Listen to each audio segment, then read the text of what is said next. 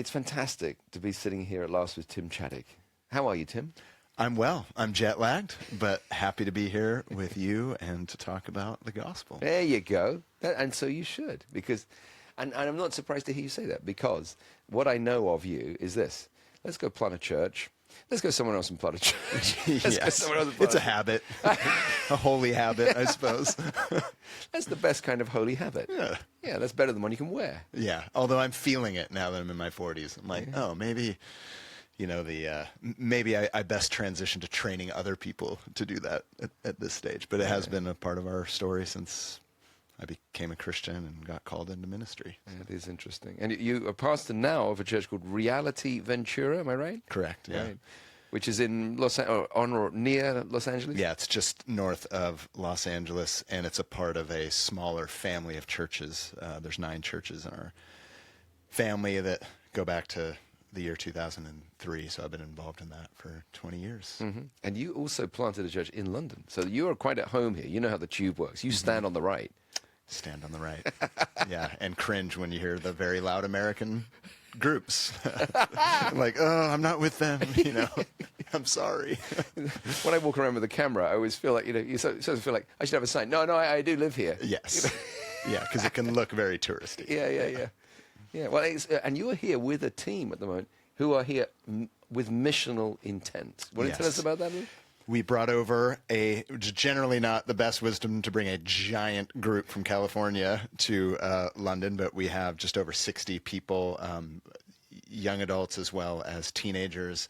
They're going to be serving at a Christian outreach festival next week in the southwest of England, but we're spending a week in London. We spent some time with you today learning about how the gospel's transformed London and the world, and then we'll be doing some mercy ministry and street evangelism and whatnot for the rest of the week. So, fantastic. Great trip. So you're seeing we're going to invest with these people as well as them being invested into, and that would seem to be basically obvious to you. It's so fruitful, not only in the work that they do on the ground as we do this yearly, but the transformation that it brings to them when they go back home into our church. To have that gospel mindset, mission mindset is so fruitful and so beneficial. So I love being a part of taking teams to different places because it just takes you outside of your ordinary rhythms and reminds you, oh, I can be an ordinary life with gospel intentionality everywhere that I go. So I love it. That's beautiful. And when you were here last year, we had the privilege of having a lady joining with us, sweet lady, who was investigating, trying to understand Christianity. And what was precious was that it was your ladies who really got around her and chatted with her and were friendly. It's beautiful. And then later I hear she's made a profession of faith. She came to this service that we had at the church we planted here, Reality Church London, a few days after you led the tour, through her intrigue and interest, and then that sparked a ongoing conversation with some of our team, and then she eventually made a profession of faith, and it's been over a year now, and she's still following Jesus in a very secular, high-pressure environment. She's like telling everyone to read Reason for God by Tim Keller, and she's just, it's bearing fruit, so it's incredible. But this is what's fascinating. You see, there's something very simple about it. And what was happening was that the dear ladies were just friendly to her and loving to her, and I'd be preaching away, and then they would say, that's what this means. And she'd say, well, what is this? And they'd say, it means this. And it's funny because, of course, people become Christians on the walk, and people say, isn't that great? And I say, I was the last cog.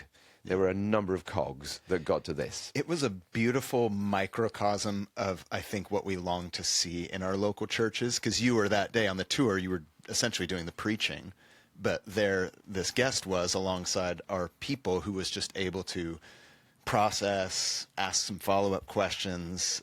Our team, they didn't have to prepare the talks that you had prepared, but they were able to follow up and to pray and to ask questions and to give more resources. And I think a lot of people feel pressure. Well, I have to share a 3-point, sermon with my friend. No. Share your story. Obviously share the simplicity of the gospel. But sometimes it's, here, listen to the sermon. Come to church with me. Read this book. Yeah. And then you can just follow up on that, even though these authors, writers, thinkers have kind of done the heavy lifting. You can just follow up on that and pray for them and talk to them, and the results are beautiful. Yes, it's body. It's body ministry together. It's right. wonderful, and I love that. I love that priority. And sadly, as you know from having lived in London, I'm sorry to say, I wish it was more obvious that that churches should be doing that. But of course, the best churches, see that. I mean, the delightful thing is the local churches are really able to engage in their locale and actually meet the people and share. Yeah, so that's outstanding. So, how did you come to understand the gospel yourself? I was born and raised in the San Francisco Bay Area of California, so Wow. just north of the Golden Gate Bridge. Known in the States as typically progressive, politically and otherwise. It's a very, very fascinating part of the country. I like to say everybody there believes in science and crystals.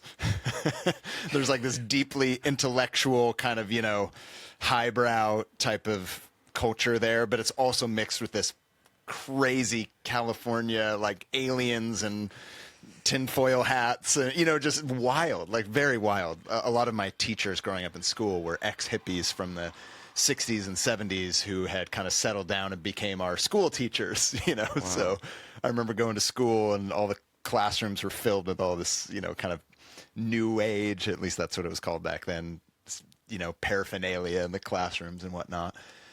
So very secular environment, but my parents were Christians.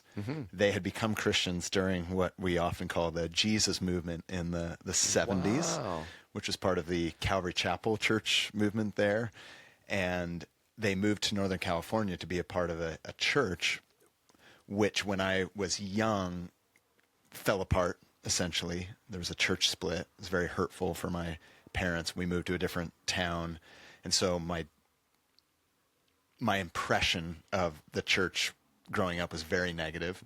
My parents were very hurt. My dad's health started to decline, and he ended up getting some very, very horrible illnesses that eventually led to his death a long time ago. So my brother and I grew up in this very secular environment with parents who believed but were very wounded, and my father is essentially like dying. And so my brother and I, he's older, we were very bitter. Like, my parents, I respect them, but I hate God. I hate the church. I kind of want to have nothing to do with it. And I never met another Christian, going to school there. I think a lot of people have this idea of the States as, everywhere you go, there's Christians everywhere. And that might be true in certain parts of the country, but definitely not where I grew up. I didn't know anyone that went to church. And so that led my brother and I just into all the typical teenage craziness. I got very involved in drugs and partying like as early as 13 and just went absolutely wild. And that marked our young years. And it was terrible. You're the second brother. I'm the second brother. We were both equally bad, just in very different ways.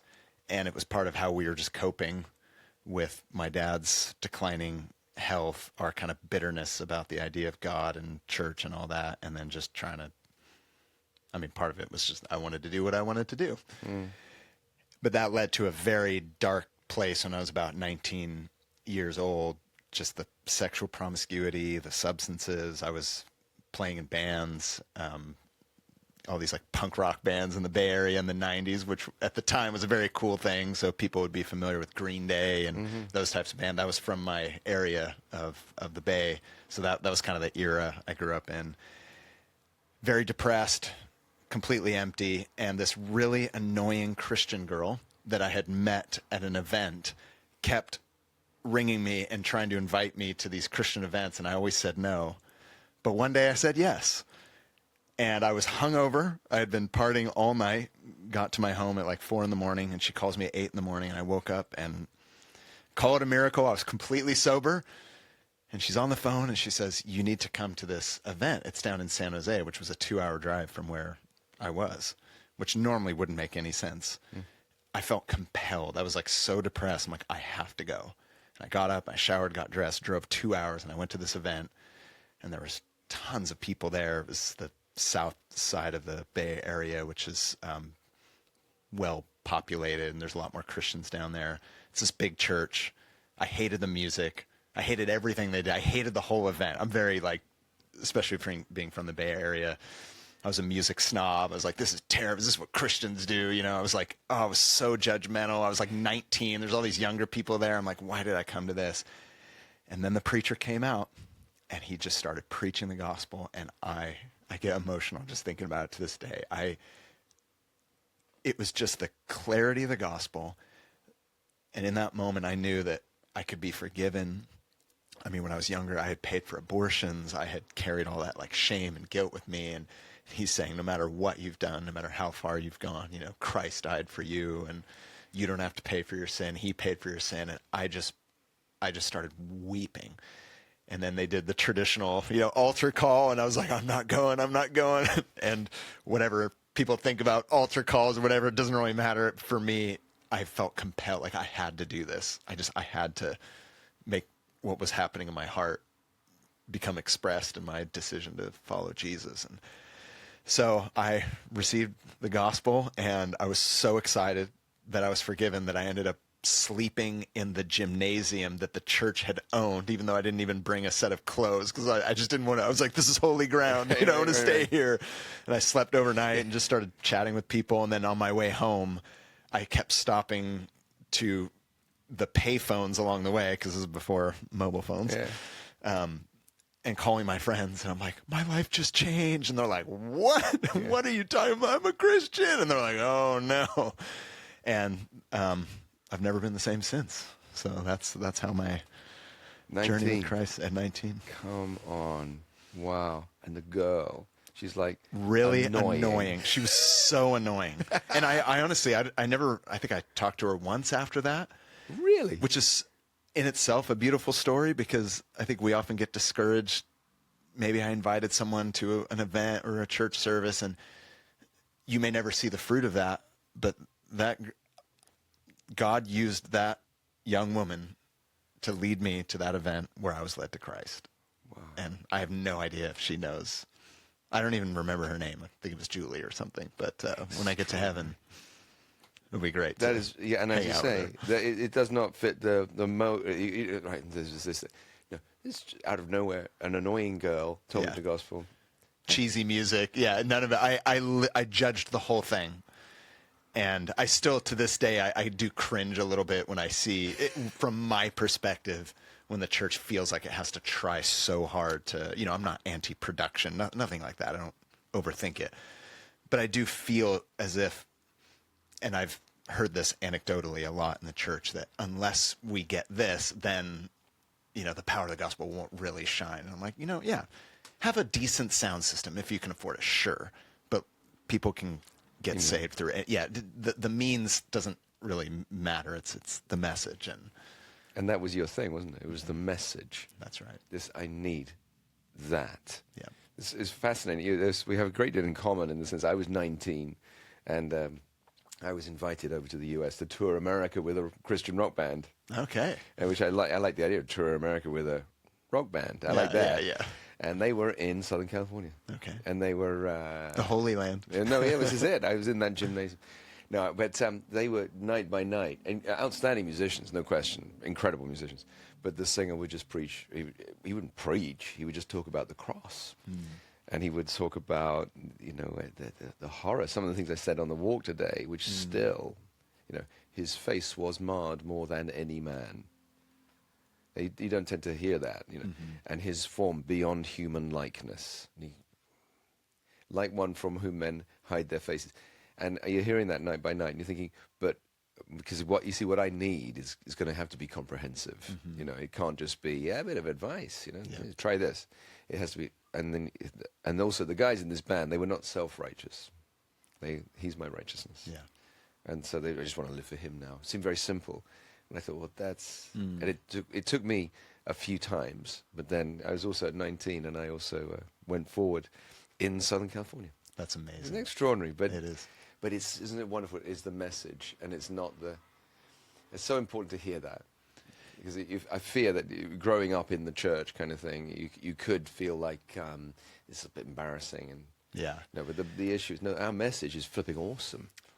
There's where I grew up. California is quite large, and spiritually speaking, Northern California is very different than Southern California. So anyone listening might be familiar with a lot of well-known churches. They're usually in Southern California. They're not in, kind of where I grew up. When I moved down to Southern California, I went to a Bible school that was run by Calvary Chapel churches. And that's the first time I ever went to like big church. I never even knew that was a thing. And seeing the whole, the campuses and the big worship centers and the schools and all that. I was like, wow, what is this? And I didn't know there was like Christian rock genres. I didn't even know that was a thing. People are like, oh, if you listened to, this band in the 90s, you'll love Delirious or something like that. I was so unaware of that because it's not a thing in Northern California. So culturally, I remember going down there and seeing the cars with the little stickers, Jesus stickers on the car. I'm like, oh, you don't see that, where I'm from. Yeah, wow. But I realized how much that shaped a lot of my approach to ministry was, especially years later when God called my wife and I to move to LA and we planted a church in Hollywood in 2005. We kind of wanted it to be the anti-cool church, like we're deliberately not going to try to do anything flashy or showy. I'm not trying to moralize like a style or anything, but I realized how much of my sensibilities in ministry were shaped by not only how I grew up and where I grew up, but even the manner in which God saved me. There was nothing I really liked about the occasion per se, but it was the power of the message, and thankfully nothing drowned that out. I think sometimes there's so much hype put on everything else, the entertainment and the whatever, and sometimes, sadly, the message can get lost in that. But that was not the case for this event I went to. And so I made a commitment that whatever we do, and whatever level it's at in terms of how we're, running our services and all that, the point is always the clarity of the message. That's where the power is, and that's it. And everything else is just, sure, God provides us with things. You use whatever you have, great. But it's all about the clarity of the message. Yeah, and that's what actually helps people. And one thing I notice with you is you are among the people. That is very distinctive. So we were looking today, I'm saying about, I wonder if there's some people over there are getting what I'm saying. He said, I have already seen that. You're aware of what's going on with the group. And as we're walking among the group, we've got 60 people, and there's Tim Chaddick, and he's making sure everyone's catching, you're among the people. And you see that as an obvious consequence of this gospel. No-brainer. Yeah. No-brainer. Yeah. I identify with the people in question. We're some of the younger people on our trip, and I saw them on the fringe, and I told one of our leaders, I'm like, hey, we're outside, we're doing this tour. I'm afraid that they're going to be on the fringe. I'm not going to hear this. So I want you to make sure that you go around and kind of push them in the fringe, because I was one of those people. Yeah, man. I was one of the fringe people, and God's pushing me in. So I love it. I can't. When I think of preaching, when I do preaching classes and courses and whatnot, I often will do a section on, just when you're obviously preaching to the unconverted, in a room, because who knows who's going to show up, to any gathering. But I say, for me, every Sunday, I always picture the person at the back with their arms folded, thinking why should I listen? Not that I'm going to impress them or anything, but I want to make sure that I will do whatever it takes to get their attention, to pay attention to Christ.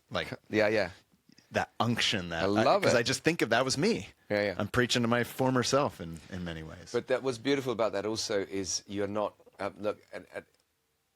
just think about what I'm about to say, because I want to hear your thoughts on this, because often people don't see their uniqueness from inside of themselves. But there's a stability that comes from that push. You sit on a bicycle, I've said it many times, you sit on a bicycle and it's stationary, you're going to fall over one way. Balance, you're not going to get balance. You only get balance from moving forward. That's right. And you're saying, let's go, yeah?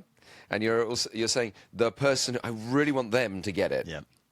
So, no, I don't want to, as you're careful not saying, people aren't getting what I'm saying. No, you're saying that I have received this stuff. But in terms of, that is not something that everyone's seeing. Let me put that to you. And what do you think about that? Yeah, I think, that definition, preaching is truth mediated through personality. I think God obviously uses our stories and whatever. The Spirit obviously uses us, just like he uses all the different parts of the body.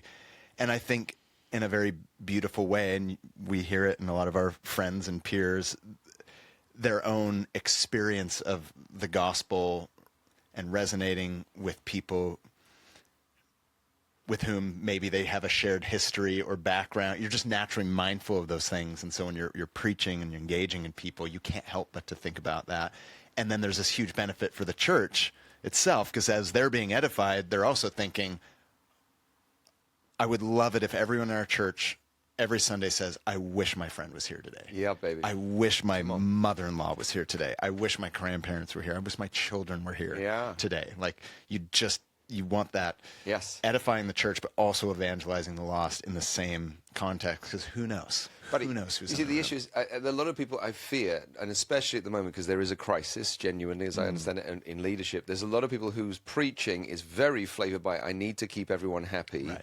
And if you come with that, I fear you are actually, it's like you can't keep a plant happy just by dealing with the flowers. You've got to get to the roots. Yeah. Now, there's something about these roots, which is we got to deal with the purpose of the thing. And the purpose of the thing is moving forward. Yes. You'll know this better than I do, because I believe, do you run Spurgeon's Twitter account as well? He's one of the ones I don't. Okay, one of the ones you don't, yeah. But, there's, like in lectures to my students, famously in my own paraphrase of it, is the first thing you got to do is settle your convictions. Young preachers, settle your convictions. Come on. Before the ministry opportunities, before the challenges, before the obstacles, and before the opportunities.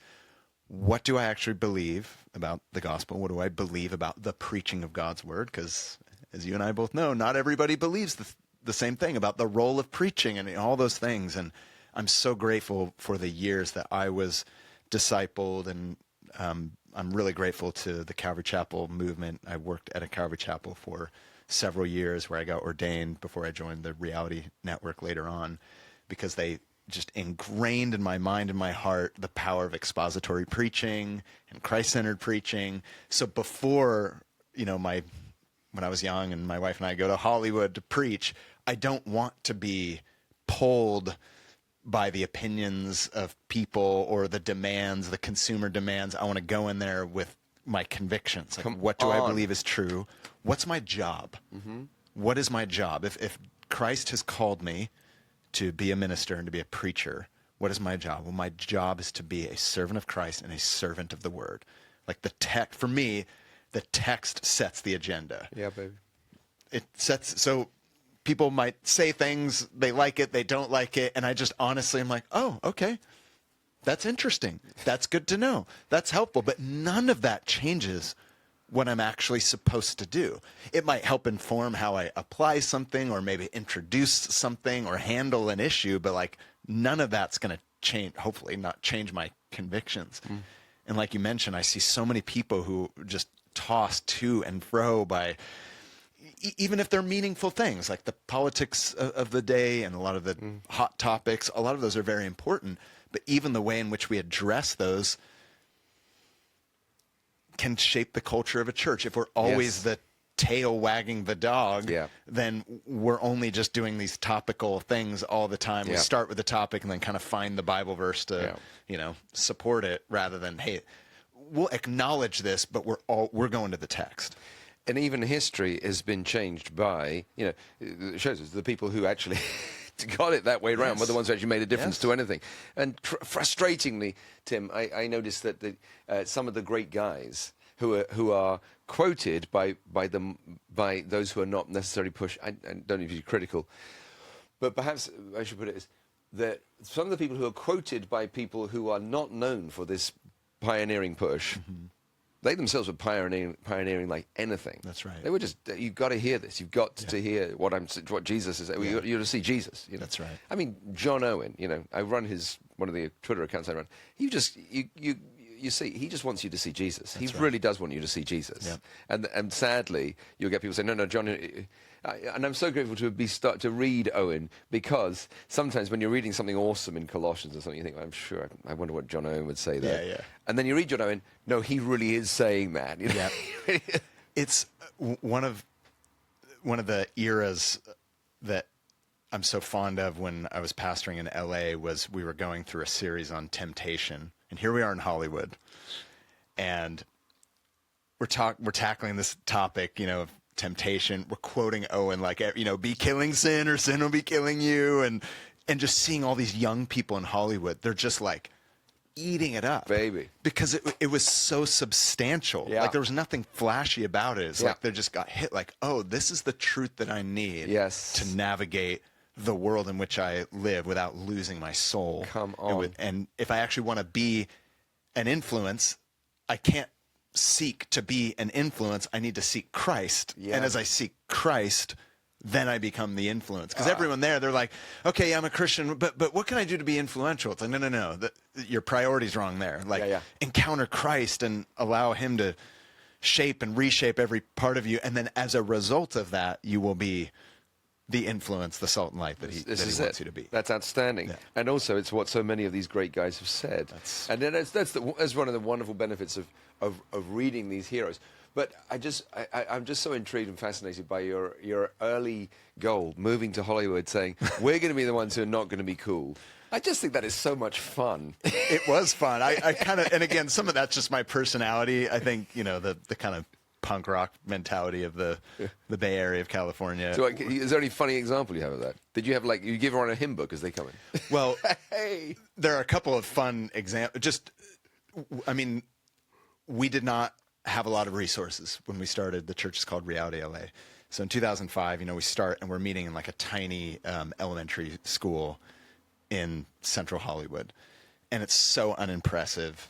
And there's like Frosty the Snowman because of a previous Christmas pageant that they did in there up on the walls of the, it's just it's all the school stuff everywhere, and the sound wasn't very good. And don't get me wrong, I love music. I play music. Like, I like good music. I don't think you should play bad music on purpose, but we always knew that in as much as we want to try to do things well, we knew that in and of itself is not going to change people. This is it. So we're like, you know what? The main attraction factor should be the presence of Christ, the preaching of his word, in a gathered setting. We're just going to make it all about that. And so for the first year or two, as we all know, church planning, it's so hard and can be so exciting and so discouraging all at the same time. I often tell young church planners, hey, be faithful and results may vary. Yeah. Like the parable of the sower. Yeah. So the church was, we probably had 50 or 60 people, I think, probably in that first, year or two. And there was this young man. He was in his early 20s. He was a graduate of USC, or he's still at USC at the time. His name is Chase. And he was just one of those guys who was everybody's friend. He knew people at USC. He knew people, in the entertainment industry. He just had tons of friends, so much favor. He loved Jesus. Wow. And his faith was contagious. And in our little gathering, he would always fill a row of in our church with his friends. He'd just bring people to church. Come on. And then in our second year, he had a terrible accident. He went into a coma for 3 months, and then he died. Oh. It was so sad. However, during those 3 months, while he was in a coma, all of his friends, everyone he knew, they were distraught over Chase's, at the time, they didn't know if he was going to make it, and eventually he didn't. They said, well, we don't know how to deal with this. We don't even know how to deal with death. We're all young. We thought all of our best years are ahead of us.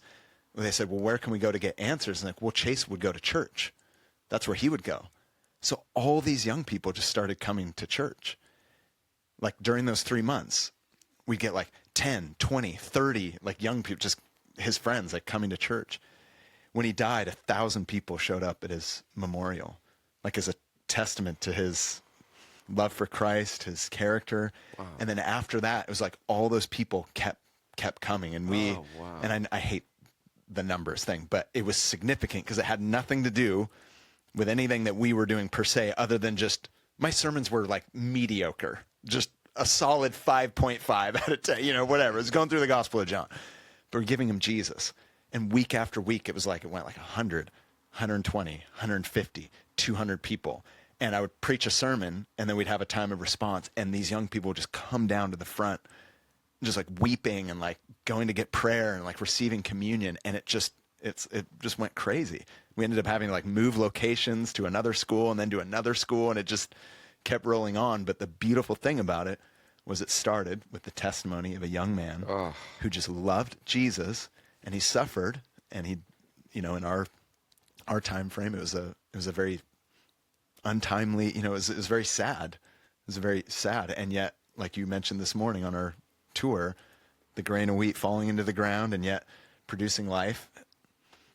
That's how our church grew. Come on. And I'm like, I didn't read that in a church planning manual, like no kidding. Somebody, loves Jesus, is very influential, dies suddenly, and his testimony leads many people to Christ. Like, you can't manufacture any of those things. Yeah. But we were giving them Jesus. Yes. But nobody, when you ask anyone who received Christ during those days and got saved and baptized, nobody will ever say the music was awesome. Right. They won't even say the sermons were awesome.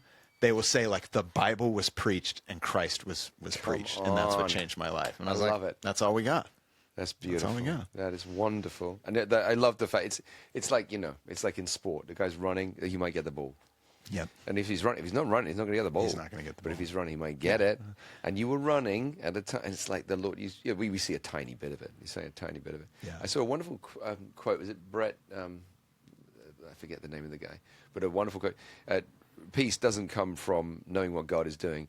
Peace comes from knowing it's God who's doing it. Which I think is awesome. Brilliant. That's our gospel, isn't it? That's right. We know what God's doing. So come on, let's go. Let's see what he'll do. Yeah, and I can rest in that. Hey, come on. The pressure's off.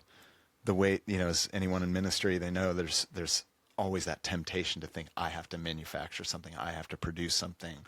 And it's just constant reminder of preaching to ourselves. No, I'm the messenger. I preach Christ. He does the work. Come on. That's wonderful. Wonderful stuff. So there in Hollywood, you've been associated with various actors who become Christians and so on. Are there any stories you can tell us about that? Because what's it like living in Hollywood, bumping into probably a lot of people who want to be actors as well as actors? Yeah, and I mean, Hollywood's just crazy. There's actors, and then there's, ex-criminals. There's people addicted to all manner of substances. And then there's just, people who work in law or they work for the city. It's a little bit of everything. There's a lot of expats. It's just kind of a wild place. So it's beautiful because you do get this mix of the up and in and the down and out. And my first counseling appointment, I think we were 3 months in to the church, and I get my first email requesting counseling from a young guy who's an actor. And I'm like, oh, I got my first appointment. I'm like 26. I'm like, I'm a minister. I go with my Bible underarm, and I show up to this apartment in West Hollywood, and I knock on the door, and he opens it up, and there's cocaine everywhere. Wow. Everywhere. Like Scarface type, just everywhere. And I was like, do I go in? Am I going to get arrested? They didn't teach me this in Bible college. What do I do? And I was so afraid. I'm like, I can imagine it now. Pastor, found with pounds of cocaine or whatever. And I told the guy, hey, can we sit outside?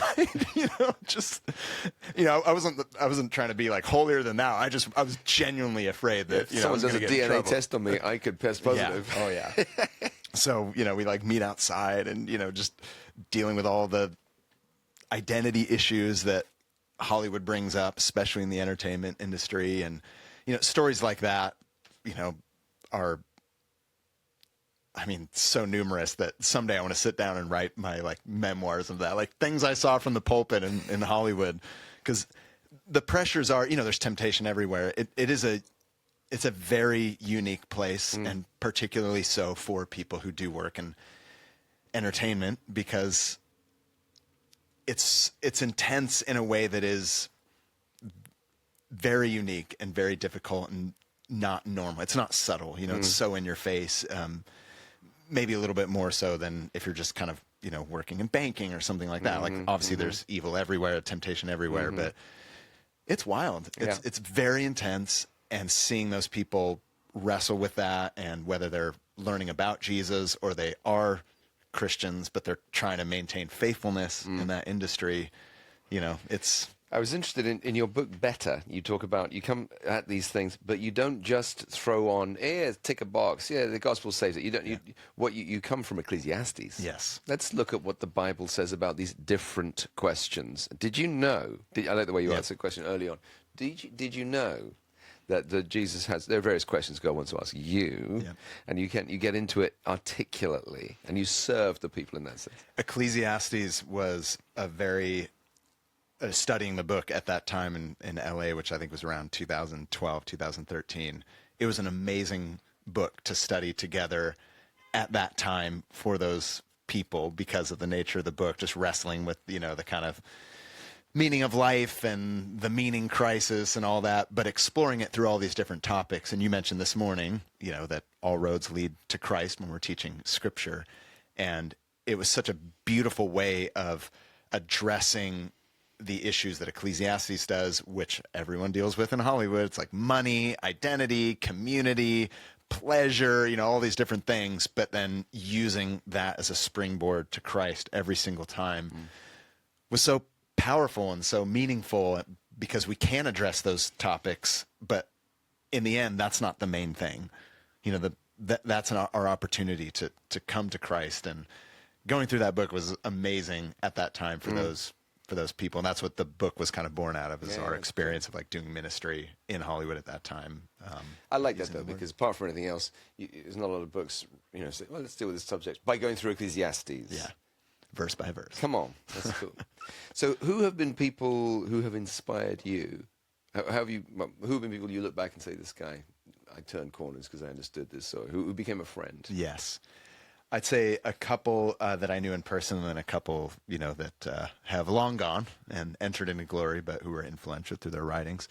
The first one would be Brian Broderson, who is the pastor of Calvary Chapel, Costa Mesa. Oh, bless him. He spent time in the 90s here in London. He planted Calvary Chapel Westminster and was influential in helping other Calvary Chapels get started in the UK as well as Europe. I was a new Christian, and I go to Bible college in 1999. He moves back from London, I think in that year or the year, it was in 99. And I meet him, and I'm this young, new, convert. I think I'd been a Christian for, I don't know, X amount of months. Wow. But I signed up for Bible school because I thought it would be a good idea, and I would just get out of the San Francisco Bay Area, and it was cheap. So I was like, sure, sign me up. I didn't know about call or anything. And then Brian comes and he does all these lectures for us at this Bible college, probably about 500 students at the time on this campus. And when I heard his stories of church planning and then going to London and, preaching the gospel to secular people, I was like, I like this guy. So I go up after one of the lectures and I meet him, and, we kind of get on, and I find out his son's remotely close to my age, and we're all into music and all that stuff. And he's like, well, what are you going to do with your life? I'm like, well, I don't know. I'm trying to figure that out. I think I'd like to serve in the church, and, and he says, you know what? Why don't you come on a trip with me? I'm like, I just meet him.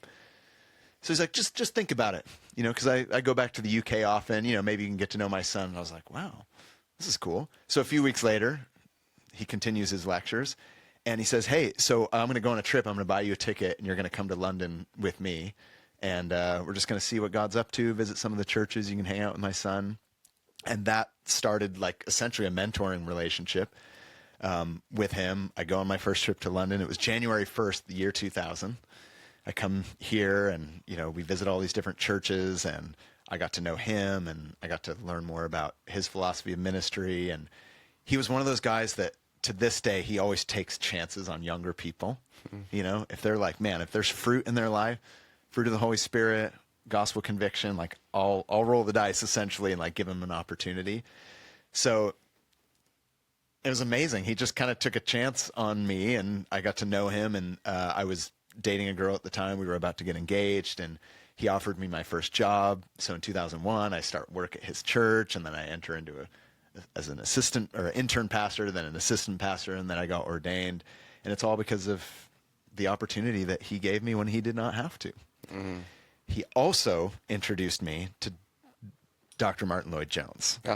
And when I was wrestling with, should I do ministry? Like, I think I might teach. And he said, read this. Okay. Kind of like the Jedi mind trick. It's like, read this. And it was Preaching and Preachers. And I was like, okay, I like the cover. The cover's cool, And I start reading it, and I'm like, this is amazing. And then I get to the chapter where Lloyd-Jones goes on about Romans 10, and, the way that the format of the book is laid out. It's got the quotation of the scripture before the body of the chapter, and it's Romans 10, how shall they hear without a preacher? Mm-hmm. And I think it was probably the beginning of 2001. I was in my dorm room reading that, And when I read that verse, not even going into the chapter, just that verse in that moment, the Spirit of God was like, you're called to be a preacher. Wow. And I was excited and terrified, and I think I'm supposed to do this. And so then that changed how I read the rest of the book, and then that began a relationship with Lloyd Jones, and I just got everything I could. I'd buy all the different copies of the Romans series, different eras. Also love the cover. It's just, they are cool. When it's all together, it's just this glorious rainbow of Romans, And then all of his other stuff, spiritual depression and Ephesians, just all that. And I'm like, I love this. And that was kind of my window into like a little bit of Reformed theology, but with the charismatic emphasis, which is what I was used to, and then expository preaching. And I mean, so one of my heroes absolutely would be Brian Broderson, and then he leads me to, Lloyd Jones, which then leads me to, of course, I go down the rabbit hole, and you discover all the other writers, because I didn't know about all that. I just started learning it in Bible college, and I'd literally go into the bookstore, and I'm looking at some of these like, I remember the first time I remember the first time I saw the Metropolitan, Tabernacle pulpit book, and I would just buy it because I liked the cover and I thought it was cool, and I would just read it. I was like, Spurgeon's amazing. Yeah, it was incredible. You were being cared for there. There was something providential about that. Yeah, it was awesome. But looking back on it now, I was like, this is awesome. I do whenever I'm in a room with books, I'm like, yeah, it's just incredible. And then obviously the years go by, and then you get into more ministry specific and church planning. And though he's an influence to, millions, Tim Keller was so formative for me in approaching preaching to a secular environment and, planting. Yes. When I was in LA, somebody had given me a CD, like MP3 CD of this Presbyterian preacher. And I'm like, I didn't know anything about, at least modern day Presbyterians. I was like, I don't really listen to Presbyterians, I don't think. Maybe I should broaden my diet, Yeah. And so I remember putting the CD in the player of my car, and it was Tim Keller's series on Jonah. Oh, really? From the early 2000s or late 90s, how should I not love that great city? Yeah. And I just remember crying in my car, driving on Sunset Boulevard, listening to Tim Keller talking about how we need to preach the gospel to a city. And then that got me down, that rabbit hole, and then wanting to learn about his Christ-centered church planning strategy and all the stuff that would become his Center Church book. And I'd email them and, ask them for material and all that, like everyone was doing back in the day. And but he became so formative. And actually the guy who was my successor here in London worked with Tim for 10 years and has actually just gone back to take the position of senior minister at Redeemer in New York, which is incredible.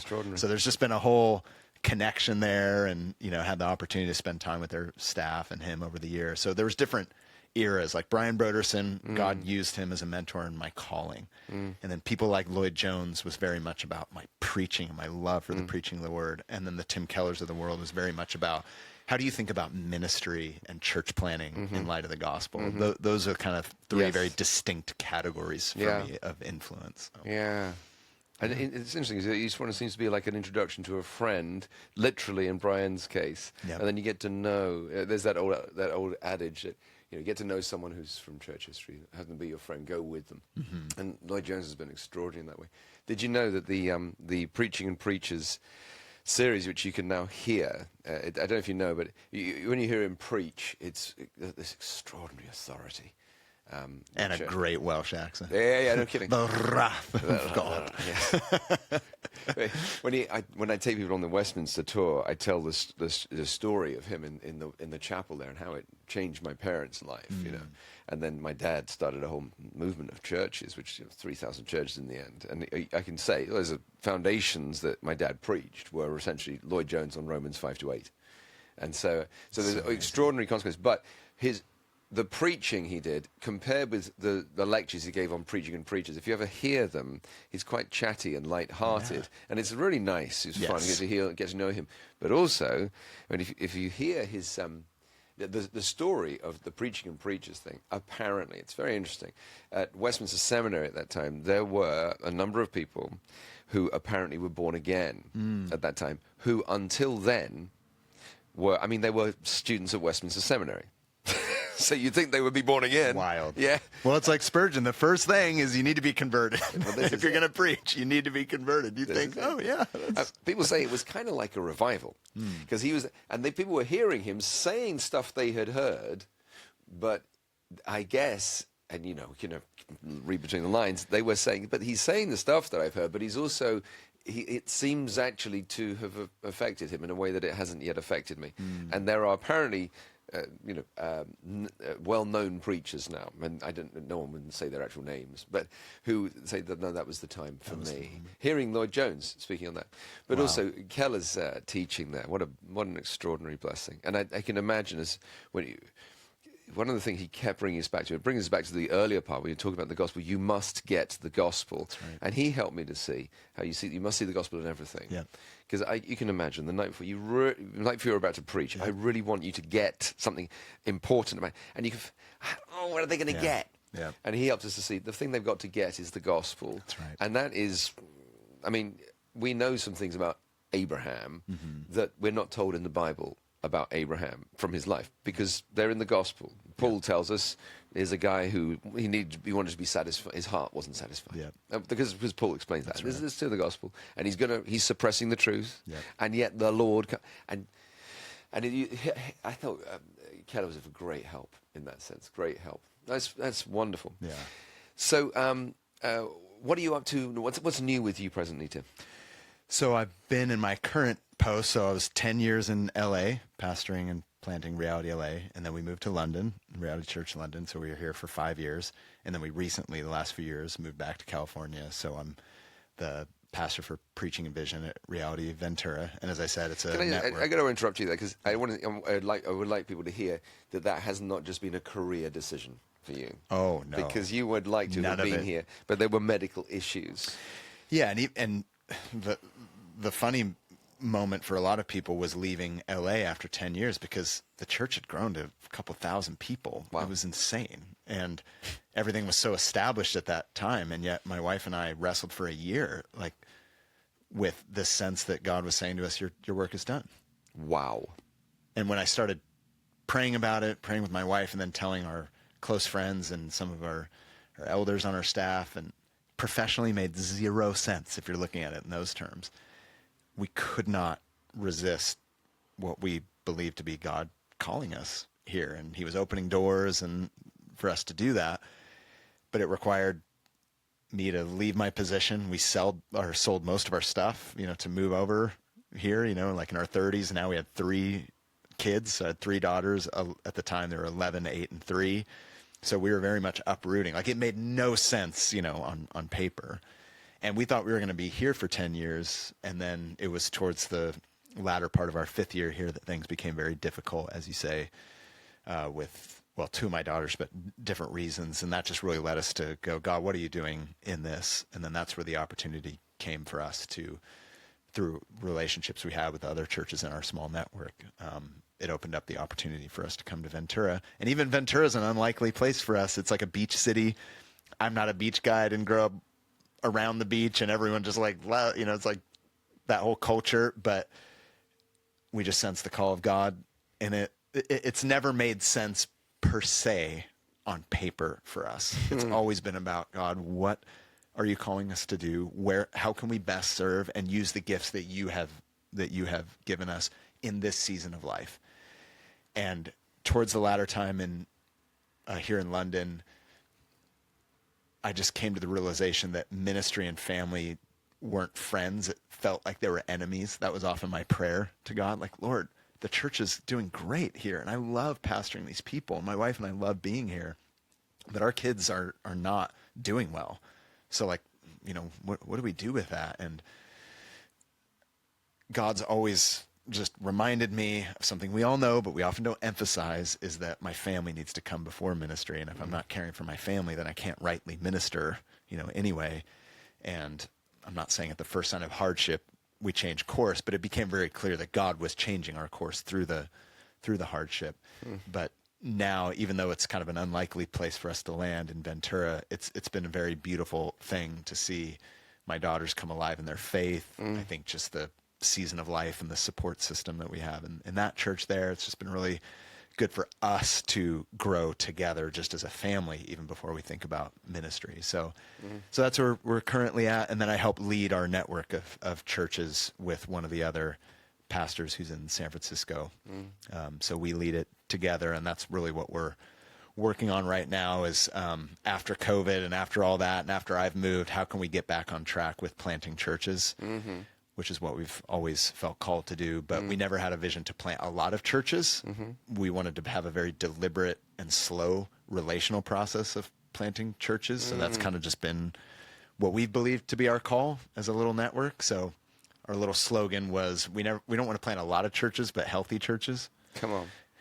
Now, health is always going to, fluctuate depending on how they're led and, what every church is up to at that time, but we at least want to give them the best shot that they possibly have. Not this like scaled, hey, let's get 100 people and let's train them in 2 months and send them out on which is a very like American Henry Ford, factory kind of mentality to church planting. We did not want to do that. Just if there are specific people who are called and we feel called to them to support them, then we'll invest time, prayer, money, resources into them in a slow process to, send them out. And that's how we've planted all of the 9 churches that we have. So I'm leading that right now and involved in some other networks as well that I'm grateful to be a part of. A lot of people here are familiar with John Mark Comer. So he's been an old friend of mine, and we lead a group together called C-Rock, which is like a pastor's training program, which is pretty broad in terms of where people come from and their denominational history, but we just we invest in them every year. It's like a 6-month long cohort program that we work on. So glad to be a part of that, as well as a bunch of other things. Sweet. I was only quoting that guy yesterday, John Mark Comer. He made that observation, which is pretty strong and I think pretty important. He said, I'm paraphrasing, but it was along the lines of, in the last generations, pastors would, if they're going to slip, they would slip into immorality, alcoholism. This generation, they're slipping into dissipation, just wasting time. Yeah.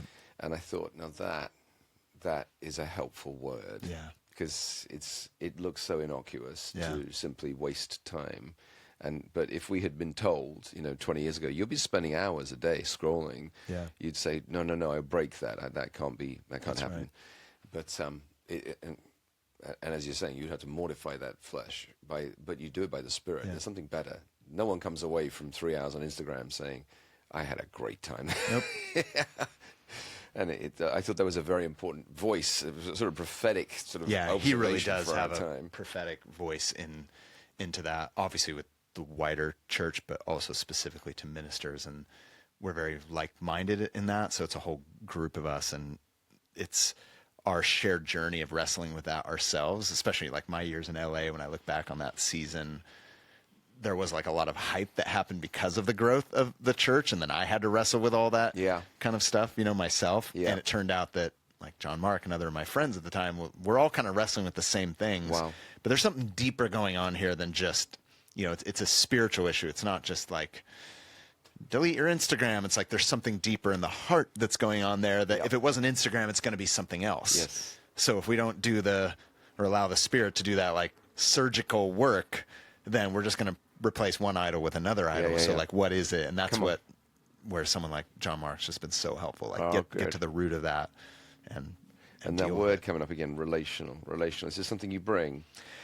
Yeah, it's part of our ministry philosophy. We've always tried to, with our church network, it's theological, relational, and missional. We generally think about it in that order. I know that's not novel or unique or anything, but theological, it's God-centered, it's word-centered, Spirit-led.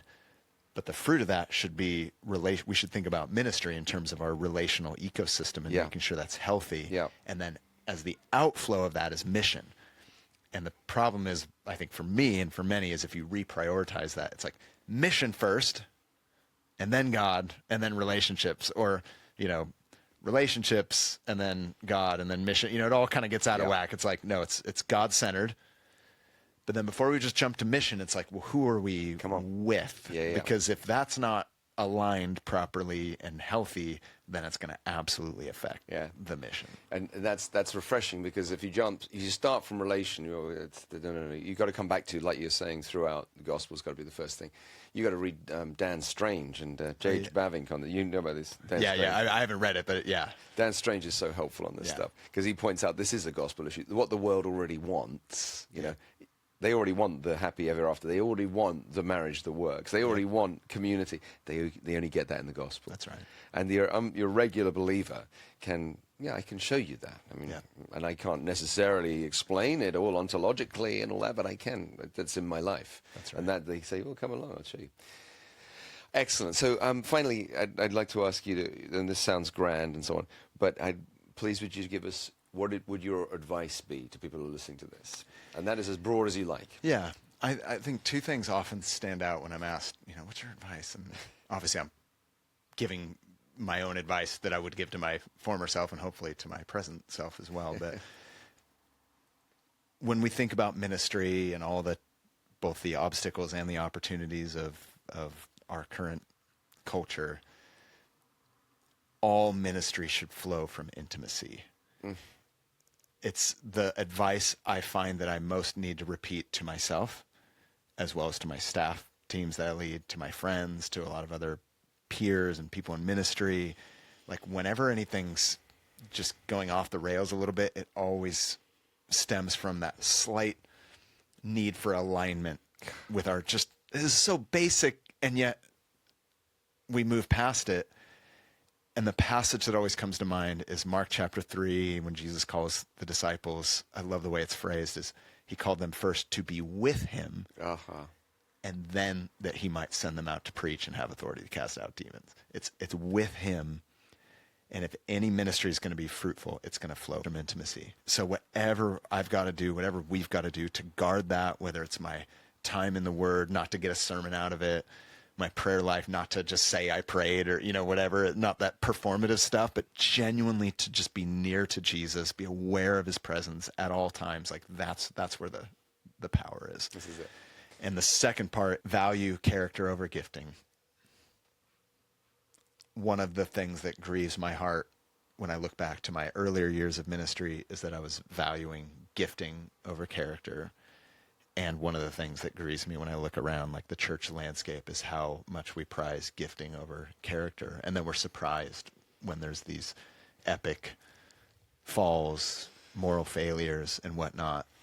And personally, it wasn't quite so dramatic, but I was given my first sabbatical 10 years ago, and I'm not a natural journaler, but I was just writing things that God was revealing just in my life day by day, no agenda, just kind of whatever I sensed the Spirit revealing in my life. But when I got to the end of my sabbatical, I sensed that God was wanting me to go back through it and highlight everything I learned in two categories, strengths and weaknesses. So if I look back through my journal of 3 months of observation, what do I notice in two categories? And I wrote down all the things I saw that were strengths in my life, and then I wrote down all the things that seemed to be areas of weakness in my life. And as I did the list, when I got to the end, it was this aha moment, because all of my strengths were gifting and all of my weaknesses were character issues. And then I had the terrible idea to take this list to my wife and say, is this true? And she went through it and she's like, in a very loving, gentle, but powerful way, like, yeah, it's true. And, there's no gross sin or anything there, but it was like, I just was not giving attention to these things, but I was kind of riding on the impact of the giftings, and we were like, well, everything must be fine because this is all going fine. I'm able to do the job and all this stuff. And yet, if I wasn't paying attention to these, it was like God saying, hey, if you're not aligned with me in these areas and attentive to these parts of your character, like it's going to be that just trajectory that begins to go away from me. And it's what I have to preach to myself. It's what I have to preach to our staff. I'm like, please, please, please don't get so focused on your gifting or your productivity that you neglect your character, because character trumps gifting. So, and more of that in our discipleship and mentoring and training, just that emphasis on your character should control how you use your gifting, not the other way around. And character has all those issues to do. All those things which actually most people in the congregation are fighting our character things. That's right. And that is where we have, if we're not hitting there, it's not helping them as it might. Boy, well, if anyone listening to this is not stirred to pray, listen again. You will be. It's been fantastic to have this time with you. Bless your heart, Tim. Thanks so much.